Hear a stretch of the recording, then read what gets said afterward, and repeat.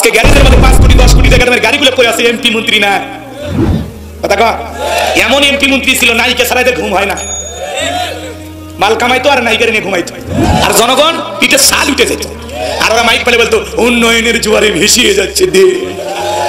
এখন আর কেউ না খেয়ে থাকে না, ঘরে ঘরে চাল কে দিয়েছে? আপনাদের বিবি তরকারি রান্না করে, এই আলু বেগুন পটল কে দিয়েছে? কাঁচা মরিচ কে দিল? এরা কারা, কোথা থেকে এলো? মন্ত্রীরা সব কোথায় গেল, এমপিরা সব কোথায় গেল, কোথায় কাদের কাকা? ওদের সারা দেশটা এখন লাগে ফাঁকা ফাঁকা। পালাবো না পালাবো না পালাবো না, যাই না তাদের দেখা, ওদের সারা দেশটা এখন লাগে ফাঁকা ফাঁকা। আইন মন্ত্রী আটকে গেল আইনেরই ফাঁকে, দাড়ি সারা দরবেশটারে ভণ্ড ভণ্ড লাগে। শুনেছি ভাই কত নেতা নেত্রী খাইতেছে ভাই ডান্ডা, বিচারপতি কালামানিকের ফাটিয়েছে নাকি আন্ডা। এটা আমার খবর না, মিডিয়ার খবর। এই বিচারপতি শামসুদ্দিন মানিক আল্লামা সাইদি হুজুরকে মৃত্যুদণ্ডের রায় দিয়েছিল। আমরা বলতে চাই ওই একই ট্রাইব্যুনালে বিচারপতি মানিককেও মৃত্যুদণ্ডের রায় দিতে হবে।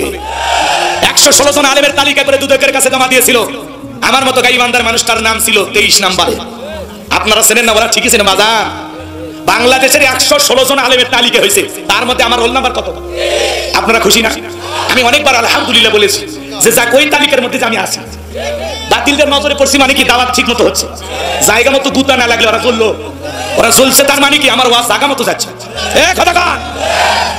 এজন্য তাম পৃথিবীর জালেম ভাই আমার ইসলাম আর মুসলমান মুছে ফেলে দেওয়ার জন্য বাংলার জমিনের দিকে তাকায় দেখলেন না, যারা মুসলমানের রক্ত নিয়ে খেলা করেছিল, এদেশের সোনার মানুষদেরকে ফাঁসির দড়িতে ঝুলিয়ে বিদায় করেছিল, মাদ্রাসার এতিম বাচ্চাদেরকে হাফেজ আলেমদেরকে শাপলা চক্রে হত্যা করেছিল, সারাদের হাতে মুসলমানের রক্ত লেগেছিল, মুসলমানকে হত্যা করে যারা ক্ষমতাতে টিকে থাকতে চেয়েছিল, আজকে ক্ষমতার চেয়ার ছুঁয়ে পালিয়ে গেছে তারা। আমরা বারবার বলে ম্যাডাম পদত্যাগ করেন, আল্লাহ বলে কিসের পদত্যাগ? এরা যে অন্যায় অপরাধ করেছে, শুধু পদত্যাগ না, আমি আল্লাহ এদেরকে দেশ ত্যাগ করতে বাধ্য করব। ইন্না বাতশা রাব্বিকা লাশাদীদ, আল্লাহর পাকড়াও বড় কঠিন। আল্লাহ ধরে ধরে না, সেদিন ধরবে মাগুগারি দিল্লি গিয়ে পড়বে। কথা বলেন ঠিক কিনা? বড় বড় কথা বলতে আছে নাই, পাইলে গেছে। ঠিক রাগ করছেন? আছে আছে বলতো বাবার দেশ, স্বামীর দেশ, তাহলে ভারত কার দেশ? কেন চলে গেলেন? এইভাবে যাওয়া ঠিক হয়নি। কথা বলেন। আপনি যদি পদত্যাগ করে জেলেও যাইতেন, কয়েক বছর পরে নেতা কর্মী ফুলের মালা দিয়ে জেলখানা থেকে বের করতো, এদেশের এত ক্ষতি হইতো না। কথা কন। আপনি কেন চলে গেলেন? আমাদের ঈশ্বর চাচাকে বলা হয় স্বৈরাচার শাসক। ঈশ্বর চাচা ক্ষমতা পদত্যাগ করে জেলে গেছে, দেশ ছাড়েনি। বাপের বেটা দেশ নেত্রী বেগম খালেদা জিয়া অসুস্থ হয়ে জেল খেটেছিলেন, দেশে পড়েছিলেন, দেশ ছাড়েনি। যতই বিপদ এসেছে কখনো বাংলাদেশ থেকে বেগম খালেদা জিয়া পালায়নি। বাপের বেটি কি রাজকীয় সম্মানে কাতারের আমিরের দেওয়া প্লেনে উঠা বিদেশে গেল চিকিৎসা নেওয়ার জন্য। মারহাবা কর। আর একজন পালিয়ে গেছে। কথা কন। আবার আমাদের সারা ভালো নাই, মাঝে মাঝে কল রেকর্ড ফাঁস হয়, বলে দেশের খুব কাছে এসে শর্ট করে ঢুকবো। ঢুকবেনই তো বের হলেন কেন? কথা কন, কথা কন। আর আমাদের মায়া দয়া খুব বেশি। মেয়ে মানুষ কতদিন বাহিরে থাকবেন? আপনি আসেন, এই দেশ আপনার বাবা, এই দেশ আপনার স্বামীর, আপনি আসেন। কথা কয় না? ববু আইবা তুমি আইবা গো, সেই দিন আইসা বুবু ক্ষমতা পাইবা না।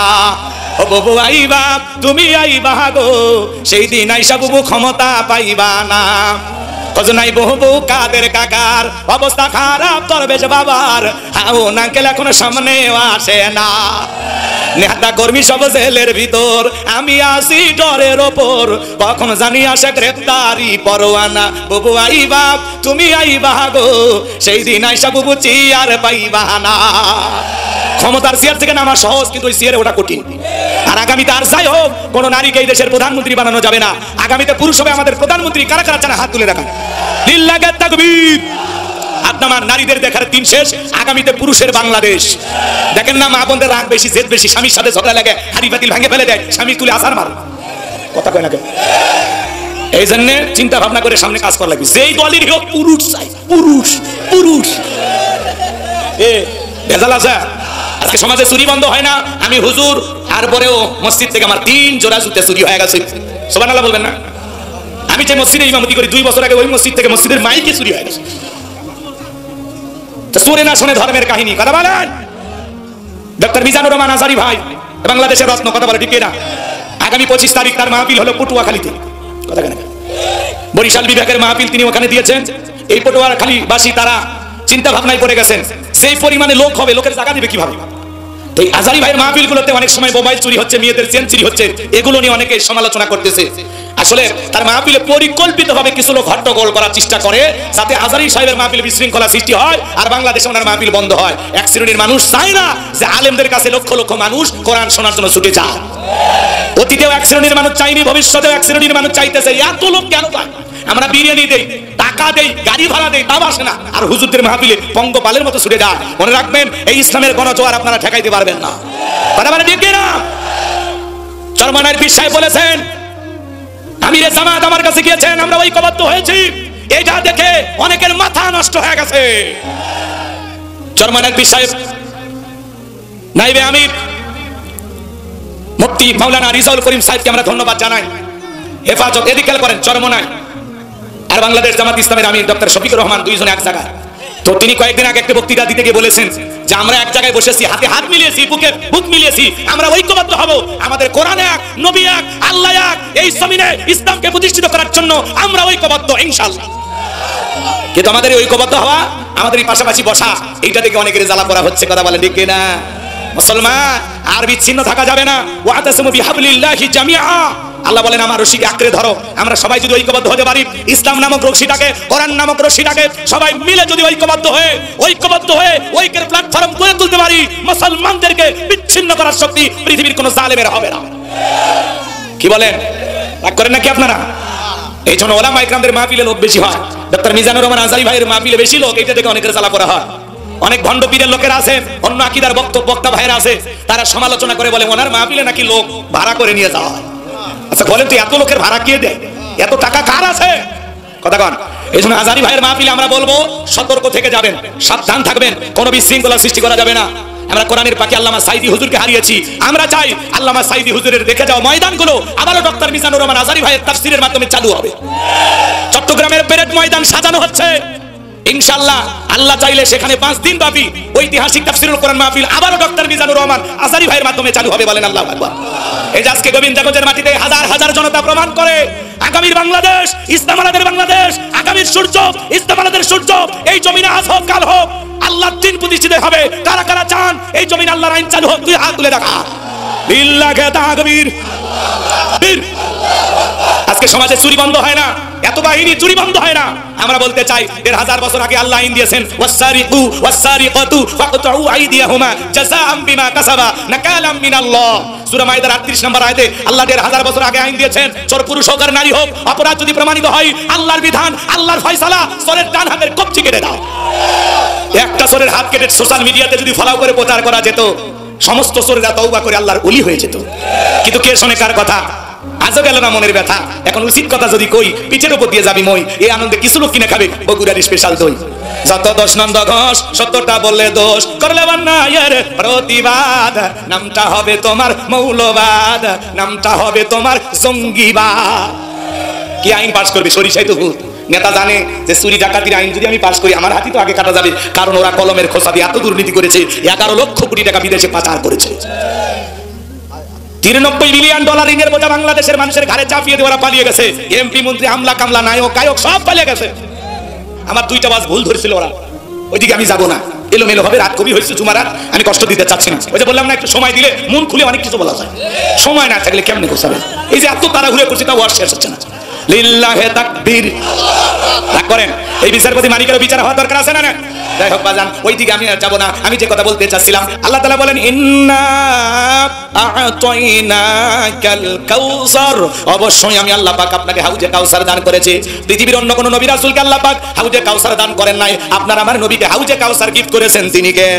আল্লাহ বলেন ইন্না আ'তাইনাকাল কাউসার, নিশ্চয়ই আমি আল্লাহ পাক আপনাকে হাউজে কাউসার দান করেছি। এই হাউজে কাউসারের পানি দুধের মতো সাদা, মধুর চাইতে মিষ্টি, পানির মতো ক্লিয়ার। ওই কঠিন কিয়ামতের ময়দানে যেদিন বিচার দিবস কায়েম হয়ে যাবে, বিচার দিবসের একদিন হবে 50,000 বছরের সমান। যেদিন সূর্য সহাত মাথার উপরে চলে আসবে, সূর্যের তাপে জমিনটা পুরো তামার জমিন হয়ে যাবে, জমিনটা তামার জমিন হয়ে যাবে। যেদিন পাহাড় পর্বত, বিল্ডিং, ইমারত, খাল বিল, নদী, এই পৃথিবীর জমিনে যা কিছু দেখতেছেন কোনো কিছু থাকবে না। কুল্লু মান আলাইহা ফান, এই পৃথিবীর সব কিছু আল্লাহ তাআলা ধ্বংস করে দেবেন। ওই কঠিন কিয়ামতের ময়দানে বেঈমানদের জিহ্বাটা ঝুলে আসবে নাভি পর্যন্ত।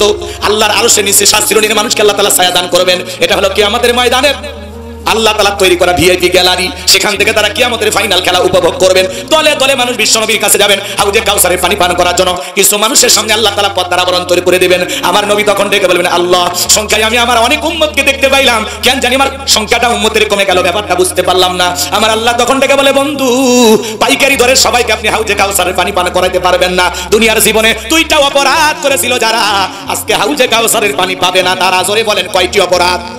ওই দুইটা অপরাধ আপনার আমার ভিতরেও থাকতে পারে কিনা জানার দরকার নাই।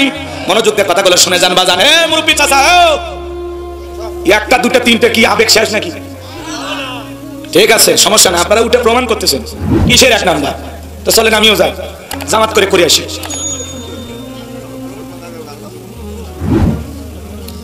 আমি জোর করে বাস শোনাবো না। আমি জানি রাত 12টার পরে যত ভালোই কথা বলা হোক সুন্দর লাগে না, কারণ মানুষের ঘুম চলে আসে, ব্যবসায়িক লেনদেন থাকে, দুনিয়াবি চিন্তা ভাবনা থাকে। সকালে উঠে কি কাজ করবে আছে না?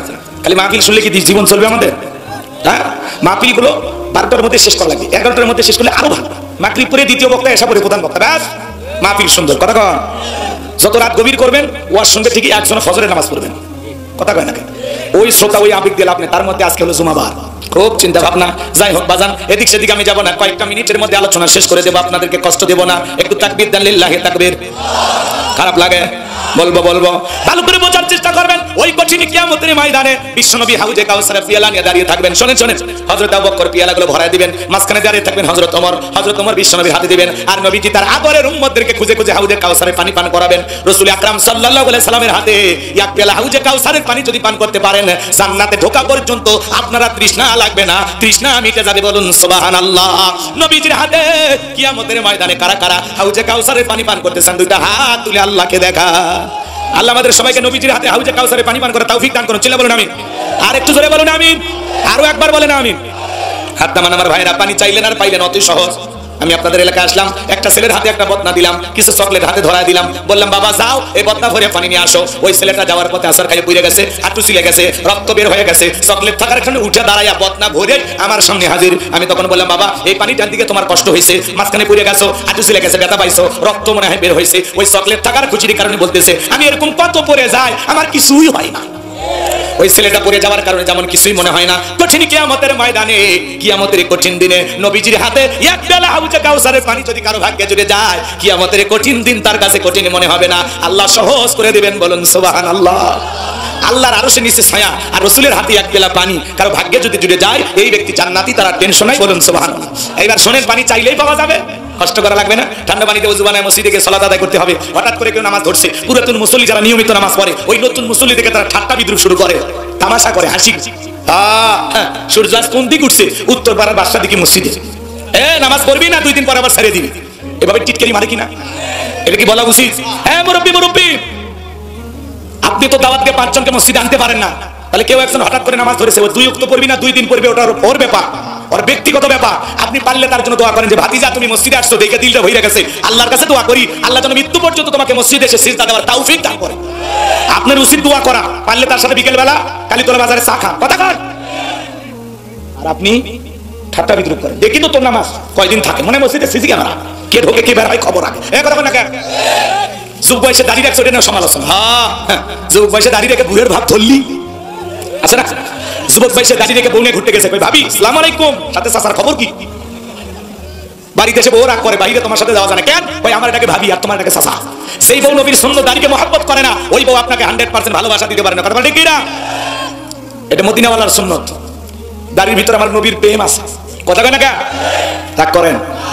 দাড়ি হলো পুরুষের সৌন্দর্য, দাড়ি ছাড়া পুরুষ মানুষকে দেখতে ভালো লাগে না। কথা কয় না কেন? রাগ করেন নাকি? 60-70 বছর বয়স হয়ে গেছে, তাও সেলুনের চাপায় মারিয়ে দিয়ে ক্লিন শেভ মারে, চাচা আমরা জড়ে গেছে, সেভ করতে কষ্ট হয়, পিলাস দিয়ে টানিয়ে সেভ করে। আর যখন দাড়ি রাখার কথা বলা হয়, দাড়ি রাখলে চুল কে? তোর চুল কে? কবরে ঢোক, ফেরেশতারা চুলকারির মলম নিয়ে বসে আছে, তোর জায়গা মতো মলম মেখে দিবি। কথা ঠিক কি না? রাগ করেন। মুসলমান হিসাবে এদিক এই যে মাহফিল আপনারা আসছেন, হয়তো ভাই এখান থেকে ঢাকায় যাবেন সফরে, আল্লাহ না করুক গাড়ি দুর্ঘটনায় মারা গেছেন, মুখে দাড়িও নাই, পকেটে টুপিও নাই, মানুষ তখন মরার পরে কাপড় খুলে দেখবি, ইজ্জত খুলে দেখবি, মাথা কারণ আছে না নাই?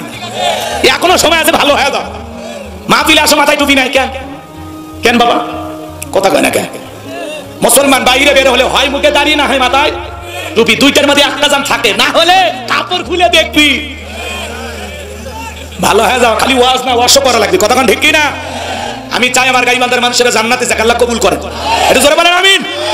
আমি আপনাদেরকে ভালোবাসি শুধুমাত্র আল্লাহর কোরআনের জন্য, কথা বলেন ঠিক কিনা আমার ভাইয়েরা? তাহলে হাউজে কাউসারের পানি চাইলেই পাওয়া যাবে না, হাউজে কাউসারের পানি পাওয়ার জন্য কাজ করতে হবে দুইটি। জোরে বলেন কয়টি? সবাই দুইটা আঙ্গুল তুলে বলেন, কাজ করতে হবে কয়টি? দুইটি। আর জোরে জোরে বলো না, উঠেই যাবে। মিছিল করার অভ্যাস করেন, 15-16 বছর মিছিল করতে পারেননি, সামনে মিছিল করার দিন আসতেছে। ঠিক আছে বাজান, এইবার চলেন। আল্লাহ রাব্বুল আলামিন 2 নম্বর আয়াতে জানিয়ে দিলেন, সবাই বলেন ফাসাল্লি রাব্বিকা ওয়ানহার। বলেন ফাসাল্লি রাব্বিকা ওয়ানহার। 1 নাম্বার হলো রবের উদ্দেশ্যে সালাত আদায় করা। নামাজ হবে একমাত্র কার জন্য? ফাসাল্লি রাব্বিকা, রবের উদ্দেশ্যে সালাত, নামাজ হবে একমাত্র কার জন্য? কুল ইন্না সালাতি ওয়া নুসুকি ওয়া মাহইয়ায়া ওয়া মামাতি লিল্লাহি রাব্বিল আলামিন। সূরা আনআম আয়াত নাম্বার 162। আল্লাহ রাব্বুল আলামিন জানিয়ে দিলেন, নবী আপনি বলুন, আমার নামাজ, আমার কুরবানি, আমার জীবন, আমার মরণ লিল্লাহি রাব্বিল আলামিন, আসমান জমিনের প্রতিপালকের জন্য। তাহলে মুমিন জীবনের সব ইবাদত হবে একমাত্র আল্লাহ তাআলাকে রাজি খুশি করার জন্য, কথা বলেন ঠিক না? তাহলে বলেন তো জীবনের সবকিছু হবে একমাত্র কার জন্য? আর একটু জোরে বলেন, কার জন্য? আমার ভাইয়েরা গভীর মনোযোগ দিয়ে কথাগুলো শুনবেন। কথা বলা হাল মুমিনুন আল্লাযীনা হুম ফি সালাতিহিম খাশিউন। অবশ্যই মুমিনরা সফল যারা নিজেদের সালাত বিনয়ের সহিত, নম্রতার সহিত আল্লাহর ভয় নিয়ে আদায় করে। নামাজ নামাজের মতো আদায় করা লাগবে। আল্লাহ বলেন ফালিয়াবুদু রাব্বা হাযাল বাইত আল্লাযী আত'আমাহুম মিন জু' ওয়া আমানাহুম মিন খাউফ। না করে বিরক্ত হন? আল্লাহ বলেন ফালিয়াবুদু রাব্বা হাযাল বাইত, এই ঘরের মালিকের ইবাদত করো। ইবাদত যদি ইবাদতের মতো হয়, আমি আল্লাহ 2টা জিনিস দেব। 1 নাম্বার বান্দা আল্লাযী আত'আমাহুম মিন জু', আমি তোমাদেরকে কি দেব জানো? আমি আল্লাহ তোমাদেরকে রিজিক দেব। বলেন তো বাজান, রিজিক দেওয়ার মালিক কে? যে বান্দা 5 ওয়াক্ত সালাতে মাথা নত করে আল্লাহকে সিজদা দেবে, নামাজ যদি নামাজের মতো হয়, ওই বান্দাকে আল্লাহ না খাওয়ায় রাখবে না। আমার আল্লাহ তার জন্য রিজিকের ব্যবস্থা করবেন। চিৎকারে মেরে বলুন সুবহানাল্লাহ। ওয়া মা মিন দাব্বাতিন ফিল আরদি ইল্লা আলাল্লাহি রিজকুহা। আল্লাহ বলেন পৃথিবীতে এমন কোন বিচরণশীল প্রাণী নাই যার রিজিকের ব্যবস্থা আমি আল্লাহ আসমান থেকে করি না। ওই আটলান্টিক মহাসমুদ্রের 33,000 ফিট গভীর অতলে পানি নিচে থাকা ছোট্ট একটা প্রাণী, তার রিজিকের ব্যবস্থাও আমি আল্লাহ আসমান থেকে করি। বলুন সুবহানাল্লাহ। আপনাদের এলাকায় একটা প্রাণী বের হয় রাত 1টা 2টা থেকে কুহু কয়া চিল্লায়, ওর নাম শিয়াল পণ্ডিত। ওরে খাওয়াই কে? ওর নামে কি? পলাশবাড়িতে মুরগির হোটেল আছে, ব্যাংকের অ্যাকাউন্টে টাকা আছে। আল্লাহ যদি শিয়ালটারে খাওয়ায়, আপনারে খাওয়াবে না? পাখি সকালবেলা খালি পেটে নিচ থেকে বের হয়ে যায়, সন্ধ্যাবেলায় পেট ভরে নিয়ে ফেরত আসার ব্যবস্থা করে দেয় কে? আল্লাহ পাখিকে খাওয়াইলে, শিয়ালকে খাওয়াইলে, আমরা সাফুল মাখলুকাত, আল্লাহকে আমাদেরকে খাওয়াবে না? আল্লাহ বলে বান্দা নামাজ যদি নামাজের মতো হয়, আমি আল্লাহ 1 নাম্বার তোমার রিজিকের ব্যবস্থা করে দেব। চিৎকার মেরে বলুন সুবহানাল্লাহ। আর 2 নাম্বার, তোমার জীবনে কোনো ভয় থাকবে না। সকল ভয় থেকে আমি আল্লাহ নিরাপত্তা দেব। ওয়া আমানাহুম মিন খাউফ, সকল ভয় থেকে আমি আল্লাহ নিরাপত্তা দেব। সুবহানাল্লাহ বলুন। ভয় আছে না? রাত 2টার দিকে পলাশবাড়ি থেকে আপনি আসবেন গোপীনাথপুরে, মনে মনে ভাবতেছেন আল্লাহ টাকা নিয়ে বাড়ি পর্যন্ত যাইতে পারবো নাকি ছিনতাইকারীর কবলে পড়ে টাকা যান 2টা হারাবো? ভয় আছে না? মেয়েটা স্কুলে গেল ভালোভাবে ফিরবে নাকি কারো লালসার শিকার হবে? ভয় আছে না? নাই? বোঝেন নাই? মেয়েটা স্কুলে গেল ভালো ফিরবে নাকি কারো হাত ধরে পালিয়ে যাবে? ভয় আসে না? চতুর্দিকে ভয় বাজান, জানমালের নিরাপত্তা নাই, পথে ঘাটে গেলে খুন আর খুন। কথা কর, প্রকাশ্যে মানুষকে হত্যা করা হচ্ছে। বাংলাদেশে চুরি দুর্নীতি খুন টেন্ডারবাজি বন্ধ হবে সেই দিন, আল্লাহর কোরআন দিয়ে জমিনটা চলবে সেই দিন। নামাজ যদি নামাজের মতো আদায় করি, আল্লাহ 1 নাম্বার রিজিকের ব্যবস্থা করবেন, আর 2 নাম্বার সকল ভয় থেকে নিরাপত্তা দিবেন। বলুন সুবহানাল্লাহ। তাহলে ফাসাল্লি লিরাব্বিকা ওয়ানহার, 1 নাম্বার হলো রবের উদ্দেশ্যে সালাত। সালাত হবে একমাত্র কার জন্য? আল্লাহর জন্য। ফাওয়াইলুল লিল মুসাল্লিন আল্লাযীনা হুম আন সালাতিহিম সাহুন। অথবা সে সমস্ত নামাজি, দুর্ভাগা কপাল করা সে সমস্ত নামাজি যারা লোক দেখানোর জন্য সালাত আদায় করে। কথা বলে ঠিক কি না? 7 দিন পরে জুমার নামাজ পড়ে যারা, লোক দেখানো মুসল্লি তারা। মানুষ মরে গেলে জানাজার নামাজে হাজির হয় যারা, লোক দেখানো মুসল্লি তারা। 2 ঈদের নামাজে হাজির হয় যারা, লোক দেখানো মুসল্লি তারা। নির্বাচনের আগে মাথায় টুপি লাগায়া ভোটের সময় নামাজ ধরে যারা, লোক দেখানো মুসল্লি তারা। হঠাৎ করে শ্বশুর বাড়ি ঘুরতে গিয়ে নামাজ পড়ে যারা, লোক দেখানো মুসল্লি তারা। এ কথা কয় না গো? ওই যে বললাম না আমার সময় নেই। তাছাড়া আমার ওয়াজের মধ্যে নামাজি আছে 5 রকমের, 5-এর, 7-এর, 8-এর, খাটের, ভোটের। এগুলো ভাঙ্গে বললে 20 মিনিট লাগে। ওইদিকে কে যাবে? কার দরকার না? আজকে হবে না, বেঁচে থাকলে আবারও দেখা হবে ইনশাআল্লাহ। কষ্ট হয়। যুবক যারা 2-1 বাসা করতেছো, যদি পারো আমার গাড়িতে আমার লেখা একটা বই আছে, শেষ বিদায়। একটা মানুষকে কিভাবে বিদায় করতে হয় নবীজির তরিকায়, আপনারা পাবেন ইনশাআল্লাহ। মৃত ব্যক্তিকে চুমা খাওয়া জায়েজ না হারাম? স্বামী স্ত্রী মারা গেলে একে অপরকে গোসল করাতে পারবে কিনা? স্বামী স্ত্রী একে অপরকে চুমা খাইতে পারবে কিনা, আত্মহত্যা করে মারা গেলে তার জানাজায় যাওয়া যাবে কিনা, জান্নাত জাহান্নাম আখিরাত সম্পর্কে কবরের সলজব সহ 2টা গজল সহ বিশেষ কিছু দোয়া সহ 76 পৃষ্ঠার বইটা যদি পারেন 50 টাকা হাদিয়া দিয়া ড্রাইভারের কাছ থেকে সংগ্রহ করে নিয়ে যাবেন। এই বইটার ভিতরে আমার মোবাইল নাম্বার, মাদ্রাসার ঠিকানা সব আছে। আল্লাহ কবুল করেন, জোরে বলেন আমিন। আপনাদের দোয়া, আমার একটা মাদ্রাসা আছে, 70 জন ছাত্র। যদি এলাকায় কোনো গরিব বাচ্চা থাকে, দেখার কেউ নাই, আমার মাদ্রাসায় দিয়ে আসবেন, ওরে মানুষের মতো মানুষ বানাবো। গরিব এতিম অসহায়ের জন্য থাকা, খাওয়া, চিকিৎসা, পোশাক সম্পূর্ণ ফ্রি, আল্লাহই ব্যবস্থা করবে। ঠিক আছে তো ইনশাআল্লাহ? আমার গাইবান্ধার কোনো ছেলে যেন অবহেলিত না থাকে, আপনি আমার কাছে যোগাযোগ করে রেখে আসবেন ইনশাআল্লাহ। এই দাওয়াত দিলাম। আর আমি আরো 2টা স্বপ্ন আছে, মসজিদ বানাইছি, এদিকে মসজিদ বানাবো আর একটা গণকবরস্থান বানাবো। এই গণকবরস্থানটা হবে আমার এলাকায়, কথা কি বুঝতে পারতেছেন? আর মসজিদ মাদ্রাসা হবে বগুড়ায়। আমার জন্য একটু দোয়া করবেন, পারবেন তো ইনশাআল্লাহ? মাদ্রাসা হয়ে গেছে, এখন একটা মসজিদ বানাবো। আল্লাহ চাইলে আল্লাহ যেন কবুল করেন। চিল্লা বলেন আমিন। বিরক্ত হবেন না বাবাজিরা, চলেন আমি সামনের দিকে যাই। যে কথা বলতে চাচ্ছিলাম, ফাসল্লি লিরাব্বিকা ওয়ানহার, রবের উদ্দেশ্যে সালাত। শুধুমাত্র মসজিদের উন্নয়ন করবে, মাহফিল দিলে হবে না, ইমানের উন্নয়ন করবে, কাজ করা লাগবে। মসজিদে নামাজ তাকওয়া লেখে রাখলে হবে না, ওখানে যারা নামাজ পড়বে তাদের অন্তরে তাকওয়া থাকা দরকার আছে না নাই? মসজিদের জন্য যেমন কালেকশন করা হলো, মুসল্লিও কালেকশন করে মসজিদ ভরানোর দরকার আছে না না? জুমার নামাজের জন্য মসজিদ ভাঙা 2 তলা 3 তলা করা হয়, আর ফজরের নামাজের সময় এক কাতার মুসল্লি পাওয়া যায় না। এমনও মসজিদ আছে মুয়াজ্জিন একাই আযান দিয়ে একাই নামাজ পড়ে, একজনও আসে না। এজন্য আল্লাহর ভয়ে ফাসল্লি লিরাব্বিকা, রবের উদ্দেশ্যে কারা কারা নামাজ পড়বে হাত তুলে দেখান। কারা কারা মসজিদে যা নামাজ পড়বেন, পড়বেন তো ইনশাআল্লাহ? আল্লাহ কবুল করুন। চিল্লা বলুন আমিন। এই মহিলা প্যান্ডেলে যারা আছো, মা তোমরা ওয়াদা দাও, এই আমার গাইবান্ধার মা বোনেরা ওয়াদা দাও, নামাজ পড়বেন তো ইনশাআল্লাহ? আল্লাহ কবুল করেন, জোরে বলেন আমিন। 2 নাম্বার ওয়ানহার, ওয়ানহার মানে কুরবানি করা, নিজের আমিত্বকে কুরবানি করা, অহংকারকে কুরবানি করা, নিজের ভিতরে থাকা পশুর স্বরূপ আচরণকে কুরবানি করা, আল্লাহর জন্য জানমাল সবকিছু কুরবানি করা, শহীদ আবু সাইদের মতো দেশের জন্য কুরবানি হওয়া, মুক্তের মতো কুরবানি হওয়া। শোনেন শোনেন, এই কুরবানির ওয়াজ আমি করব না, আপনাদের মসজিদের হুজুর করবে। কিন্তু যারা কুরবানি দেবেন 3টা জিনিস খেয়াল রাখবেন। 1 নাম্বার, এদিক কুরবানি আল্লাহর জন্য। ইন্নামাল আমালু বিন্নিয়াত, প্রত্যেকটা কাজ নিয়তের উপর নির্ভরশীল। নিয়ত যদি আল্লাহর জন্য হয় তাহলে আল্লাহর জন্য কবুল হবে। আর নিয়ত যদি হয় ছেলে মেয়ে কুরবানি না দিলে মানুষের গোশত দিকে তাকায় থাকবে, অতএব কিস্তি তুলে হলেও দিব, হবে না? হবে? জামাই বাড়িতে গোশত পাঠানো আসে, কুরবানি দিলে হবে? নিয়ত কুরবানি আল্লাহর জন্য। আর ভাই আগে খাওয়ার নিয়ত কেন? জব করে তো আপনি খাবেন, আত্মীয় স্বজনকে দিয়ে খাবেন, গরিব দুঃখীকে দিয়েই খাবেন। কুরবানি মানে কি? ত্যাগ করা, উৎসর্গ করা, স্যাক্রিফাইস করা, বিলিয়ে দেয়া, বন্টন করা। ভোগের নাম কুরবানি নয়, ত্যাগের নাম হলো কুরবানি। মানুষকে খাওয়াইয়া খুশি থাকা লাগে, আর খালি ফ্রিজ ভরা, ফ্রিজ ভরা, ফ্রিজ ভরা। আবার হুজুরের কাছে স্লিপ দেয়, হুজুর কতদিন ফ্রিজের বস্তু রেখে খাওয়া চাওয়া একটু বলবেন? হুজুর এখন বলেই দেয় এই কুরবানি থেকে পরের কুরবানি পর্যন্ত কোনো সমস্যা নেই, তারপরে যদি বাসে আরো খাই না। এ ভাই আপনি ধনী, 10 দিন পরে কেনার ক্ষমতা আছে, আপনার পাশে প্রতিবেশী 2 টুকরো পায়নি, ওরে আগে খুশি করেন, তারপরে না কবুল হওয়ার চিন্তা করেন। হ্যাঁ, 7-8 মাস পর বিয়ে বেড়াবার আসছে, গোস্ত খাইতেছে, গোস্ত শক্ত, তখন বলতেছে বিয়ে গোস্ত এত শক্ত কেন? কই কুরবানির গোস্ত, বরকতের গোস্ত, ফ্রিজে ছিল তো।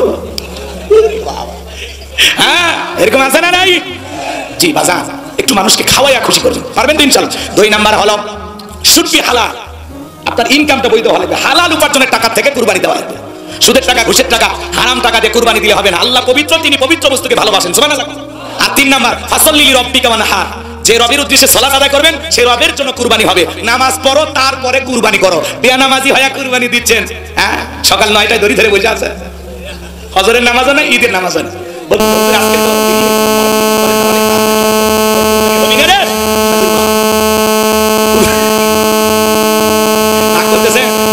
ফজরের নামাজও নাই, ঈদের নামাজও নাই, দড়ি ধরে বসে আছে, আর কুরবানি হবে।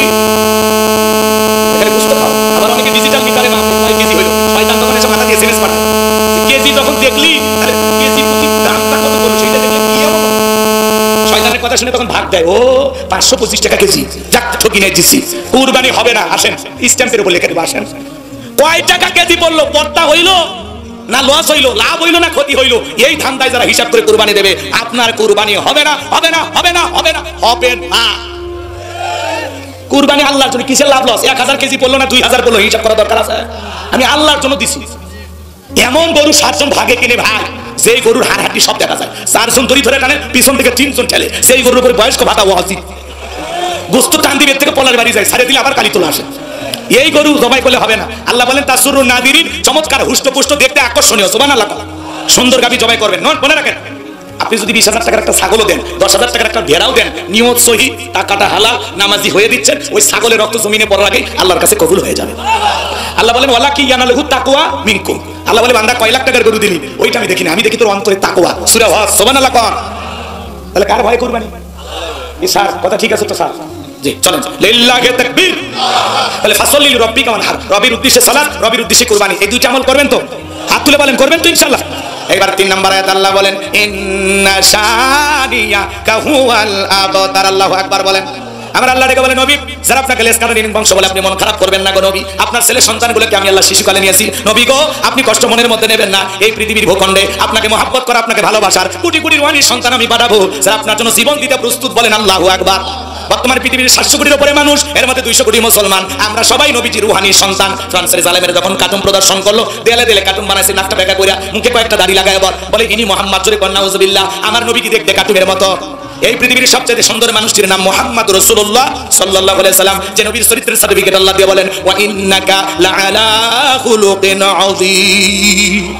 আমার আল্লাহ ডেকে বলেন নবী গো, আপনি হলেন পুত পবিত্র মহান চরিত্রের অধিকারী। আযীম আরবিতে এমন একটি শব্দ যার গভীরতা মাপা যায় না। আল্লাহু আকবার বলেন।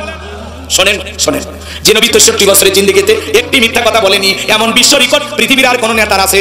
সেই নবীকে নেতা মানতে রাজি আছেন তো ইনশাআল্লাহ? বিশ্ব নবীকে গালি দিয়েছিল ওলীদ বিন মুগীরা, ওয়াকাত্ত ভাষায় গালি দেয়। আল্লাহ আয়াত নাযিল করে বলেন উতুল্লিম বাদা যালিকা জানিম। নবী গো, এই ওলীদ বিন মুগীরা হলো পিতৃ পরিচয়হীন জারর সন্তান। ইয়াস জন্মের ঠিক নাই। ওলীদ বিন মুগীরা আরবের মানুষ, বাড়িতে এসে বলে মা, ওর মায়ের নাম ছিল ঝরনা, বলে মা করবি না কোনো তালবাহানা। বিশ্বনবী আমাকে বলেছেন উতুল্লিম বাদা যালিকা জানিম, আমার নাকি পিতৃ পরিচয় নাই, আমি নাকি পিতৃ পরিচয়হীন জারর সন্তান। ওলীদ বিন মুগীরা মনে মনে ভাবতেছে এই গোপন তত্ত্ব নবী জানলো কেমনে? নবী তো জানতেন না, নবীকে জানিয়ে দিয়েছেন তিনি কে? এবার ওলীদ বিন মুগীরার মা বলতেছে বাবা আমার এক ঠ্যাং কবরে চলে গেছে, আমিও মিথ্যা বলবো না। তোর বাবা ব্যবসা বাণিজ্যের কাজে এতটাই ব্যস্ত থাকতো, তোর বাবা ব্যবসা আছে টাকা আছে কিন্তু তোর মায়ের বোন বোঝে না। তোর চাচা বাড়ির আশেপাশে ঘুরঘুর করতেছিল, তার দিয়ে ভালোবাসা বিনিময় করেছিলাম, তার ফলে তোর জন্ম হয়েছে। নবী যে তথ্য দিয়েছে 100% সত্য। আজও পৃথিবীর জমিনে নবীকে গালি দিবে যারা, অবৈধ যার সন্তান তারা। পৃথিবীর 228টা রাষ্ট্রে গবেষণা করা হলো ফ্রান্সের লোকেরা কেন গালি দেয়। জরিপে বের হয়ে আসলো ফ্রান্সের মহিলারা বিয়ের আগেই বাচ্চা জন্ম দেয়। বিয়ের আগে যদি কারো সন্তান হয় ওটা হালাল জাদা নাকি জাদা? শোনো শোনো, নবীকে গালি দিবে যারা, অবৈধ যার সন্তান তারা, ওরা বাস কাজ করে। বলে ঠিক কি? নবীজির অপমান যদি না কাটে তোমার মন, মুসলিম নয় তুমি মুনাফিক, নবীজির দুশমন। বিশ্ব নবীর অপমান সইবে না রে। নবীর ভালোবাসা জীবন দিতে প্রস্তুত থাকবেন তো ইনশাআল্লাহ? শুধুমাত্র গাইবান্ধার মানুষদেরকে রাতে একটা পার করলাম, যা হয়েছে হয়েছে, দেখা হবে 25 তারিখে। যদি সময় পান আসেন, খেলা হবে। আখিরি দাওয়ানা আলহামদুলিল্লাহি রাব্বিল আলামিন। আর দোয়া বাবাজি দোয়া আল্লাহুম্মা আমিন। রব্বানা যালামনা আনফুসানা ওয়া ইল্লাম তাগফির লানা ওয়া তারহামনা লানাকুনান্না মিনাল খাসিরিন। গোপীনাথপুর পুরাতন জামে মসজিদের উন্নয়ন কল্পে যুব সমাজ কর্তৃক আয়োজিত প্রথম বার্ষিক মাহফিল, আজকের তাফসীরুল কোরআন মাহফিলকে কবুল করো। শ্রদ্ধাভাজন সভাপতি জনাব আলহাজ আশরাফুল ইসলাম প্রধানকে কবুল করো। সহসভাপতি জনাব আলহাজ মোহাম্মদ জামুল ইসলাম মণ্ডলকে কবুল করো। প্রধান অতিথি জনাব ইনামুল হককে কবুল করো। বিশেষ অতিথি আমন্ত্রণ অতিথি যাদের নাম আছে আল্লাহ কবুল করো। আলোচনা করেছেন কারি হযরত মাওলানা জাহিদুল ইসলাম আল কাউসারীকে কবুল করো। হযরত মাওলানা আব্দুর রাজ্জাক আল মুজাহিদের কণ্ঠকে কবুল করো। আমি গুনাহগার, দীর্ঘ সময় আলোচনা করেছি আল্লাহ, যতটুকু আলোচনা হয়েছে বক্তা শ্রোতা সবাইকে আমল করার তৌফিক দিয়ে দাও। এলাকাবাসীর উপর খাস রহমত বরকত নাজিল করো। সূরা কাউসারে তাফসীর করেছি আল্লাহ, সবাইকে নামাজি বানায় দাও। তোমার জন্য কুরবানি করার তৌফিক দিয়ে দাও আল্লাহ। সত্যিকারে আশিক রাসূল হওয়ার তৌফিক দাও। নবীজির হাতে কিয়ামতের ময়দানে হাউজে কাউসারের পানি পান করার তৌফিক দিও আল্লাহ। আজকের মাহফিলে নগদে বাকি দেয় মসজিদের জন্য যত মানুষ দান করেছে আল্লাহ, সকলের দানগুলো কবুল আর মঞ্জুর করে নাও আল্লাহ। আমি গুনাহগার, হাত তুলে ধরেছি, তাকায় দেখো কত দাঁড়িয়ে পাতা মুরব্বীরা, যুবকেরা, পর্দার সীমা বোনের, হাজী সাহেবের, আলেম ওলামারা, তরুণ যুবকেরা হাত তুলেছে আল্লাহ। মাদ্রাসার ছাত্ররা, স্কুল কলেজের ছাত্র হাত তুলেছে। যারা হাত ওখানে পছন্দ হয় তাদের বদলে আজকের দোয়াকে কবুল আর মঞ্জুর করে নাও আল্লাহ। আমাদের পিতামাতা যাদের কবরে চলে গেছে মাফ করে দাও। মা বাবার কবরে জান্নাতের বাগান বানায় দাও। রব্বির হামহুমা কামা রাব্বায়ানি সগীরা ওয়া কুর রব্বির হামহুমা কামা রাব্বায়ানি সগীরা। আল্লাহ পিতামাতা যাদের বেঁচে হায়াত বাড়ায় দাও। পিতামাতার খেদমত করে তাদের মুখে হাসি ফোটায়, তাদের দোয়া নেওয়ার তৌফিক দাও আল্লাহ। পাড়া প্রতিবেশী যারা কবরে চলে গেছে, এই গোপীনাথপুরে যত মানুষ মাটির নিচে শায়িত, সবাইকে তুমি মাফ করে দাও আল্লাহ। সবাইকে মাফ করে দাও আল্লাহ, সবাইকে মাফ করে দাও আল্লাহ। মাইকের আওয়াজ যতদূর যায় ততদূর পর্যন্ত যত মানুষ মাটির নিচে শায়িত মাফ করে দাও। তামাম পৃথিবীর মুসলিম উম্মাহকে হেফাজত করো। ফিলিস্তিনি মুসলমানদেরকে বিজয় দাও। বাংলাদেশের মসজিদ মাদ্রাসা কবুল করো। হক্কানি ওলামা ইকরামদের কবুল করো আল্লাহ। এই জমিনকে কোরআন আর ইসলামের জন্য কবুল করো। একটাবার কোরআন দিয়ে দেশটা চলে কেমন দেখা যায় আল্লাহ, সর্বচোখে দেখার সুযোগ করে দাও। আমার গাইবান্ধার মানুষ জীবনে কোনোদিন যদি দেখা না হয়, এই মুখগুলো জান্নাতের সিঁড়িতে পরিচয় করা দিও আল্লাহ। আমার লেখা বই যারা কিনবে আল্লাহ, বইয়ের প্রত্যেকটা পাতায় যে কথা লেখা আছে আমল করা তৌফিক দিয়ে দাও। আমার মাদ্রাসাকে কবুল করে নাও আল্লাহ। মসজিদ বানাবো, কোন কবরস্থান বানাবো, তোমার এই গোলামের স্বপ্নগুলো তুমি পূরণ করে দিও আল্লাহ। সারা দেশ সফল করি চলার পথকে নিরাপদ বানায় দাও। শত্রুতা জালেমের জুলুম থেকে আমাদেরকে হেফাজত করো। মৃত্যু পর্যন্ত আল্লাহ শারীরিক মানসিক সুস্থ রেখে কোরআনের কথাগুলো দাওয়াতি ময়দানে বলার তৌফিক দাও। ইলম যোগ্যতা বাড়ায় দাও আল্লাহ। যে সম্মান দিয়েছো মৃত্যু পর্যন্ত ধরে রাখার তৌফিক দিয়ে দাও আল্লাহ। আমার এলাকার মানুষ আমাকে বড় ভালোবাসে আল্লাহ, আমাদের ভালোবাসা জান্নাত পর্যন্ত পৌঁছায় দাও আল্লাহ। সবাইকে মসজিদমুখী বানায় দাও আল্লাহ। সবাইকে নিয়ে আমল করার তৌফিক দাও। কোরআন সুন্নাহর হেদায়েতের নূর দিয়া অন্তরকে আলোকিত করে দাও আল্লাহ। ঘরে মা বোন যারা আছে, ছেলে মেয়ে যারা আছে আল্লাহ, তাদেরকে নামাজি বানায় দেন। ছোট ছোট বাচ্চাদেরকে আমরা যেন মসজিদে নিয়ে যেতে পারি আল্লাহ, তৌফিক দিয়ে দেন। সুবহান রাব্বিকা রাব্বিল ইজ্জাতি আম্মা ইয়াসিফুন ওয়া সালামুন আলাল মুরসালিন ওয়া আলহামদুলিল্লাহি রাব্বিল আলামিন। আমার সাদিক ভাই, হারুন ভাই, আব্দুর রহিম ভাইকে কবুল করো। আল্লাহ আমার গ্রামের মাহফিল আগামী 25শে জানুয়ারি আল্লাহ মাহফিলটাকে তুমি কবুল করে নিও আল্লাহ। আল্লাহ তোমার কাছে এতটুকু চাই আল্লাহ, যেদিন মৃত্যু হবে আল্লাহ, যে মাসে মরণ দিবা মাসটা যেন রমজান মাস হয়, যেই দিনে মরণ দিবা দিনটা যেন জুমার দিন হয়, নামাজের সিজদারত অবস্থায় মৃত্যু দিও, কোরআন পড়তে পড়তে মৃত্যু দিও, ইসলামকে প্রতিষ্ঠিত করার জন্য রাজপথে জীবনটা বিলানোর তৌফিক দিও। আমাদের জানা অজানা ছোট বড় গোপন প্রকাশের তামাম জিন্দেগীর গুনাহগুলো মাফ করে দাও। যত গুনাহ করেছি মাবুদ মোরা জীবনে মাফ করে দাও তুমি মাবুদ, নিজে গুনে আদর করে বান্দা আল্লাহ মোদের বানাইয়া কেমনে দিবা জাহান্নামে ফেলিয়া। আল্লাহ এই কঠিন ভয়ঙ্কর জাহান্নামের আগুন থেকে আমাদের মুক্তি দাও।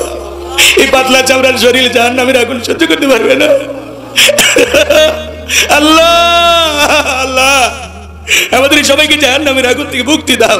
রব্বানা সিবান্না আযাবা জাহান্নাম ইন্না আযাবাহা কানা গরামা। রব্বানা আতিনা ফিদ দুনিয়া হাসানাতাও ওয়া ফিল আখিরাতি হাসানাতাও ওয়া কিনা আযাবান নার। আল্লাহ মাফ করে দাও। দূর দূরান্ত থেকে যারা কোরআন শোনার জন্য ছুটে এসেছে নিরাপদে বাড়ি পৌঁছার তৌফিক দিয়ে দাও। আমার মা বোনদের হায়াত বাড়া দাও, নামাজি বানায় দাও, পর্দা করার তৌফিক দাও। তাদের দাম্পত্য জীবন হযরত আলী আর ফাতিমার মতো ভালোবাসাকে ভরপুর করার তৌফিক। যুবক যুবতীদের অবৈধ প্রেম ভালোবাসা থেকে হেফাজত করো, চরিত্র কন্ট্রোল করার তৌফিক দিয়ে দাও আল্লাহ। এটাই যদি জীবনের শেষ দোয়া হয় আল্লাহ, এই মানুষগুলোকে জান্নাতের সিঁড়িতে পরিচয় করে দিও। মৃত্যুর সময় দয়ার নবীর চাঁদ মুখখানা দেখতে দেখতে জবানে জারি করে দিও লা ইলাহা ইল্লাল্লাহু মুহাম্মাদুর রাসূলুল্লাহ সাল্লাল্লাহু আলাইহি ওয়াসাল্লাম। আসসালামু আলাইকুম ওয়া রাহমাতুল্লাহি ওয়া বারাকাতুহু। যারা বই নেবেন গাড়িতে গেলে বই পাবেন ইনশাআল্লাহ।